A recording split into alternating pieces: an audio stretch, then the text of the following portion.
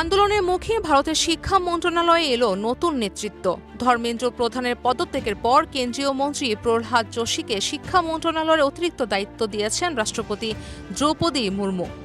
প্রধানমন্ত্রী নরেন্দ্র মোদীর সুপারিশে এই সিদ্ধান্ত নেওয়া হয়েছে। এমন পরিস্থিতিতে শিক্ষা মন্ত্রণালয়ের দায়িত্ব নিয়ে প্রহ্লাদ যোশীর সামনে সবচেয়ে বড় চ্যালেঞ্জ হবে দেশের পরীক্ষা ব্যবস্থার প্রতি মানুষের আস্থা ফিরিয়ে আনা এবং চলমান সংকট মোকাবিলা করা।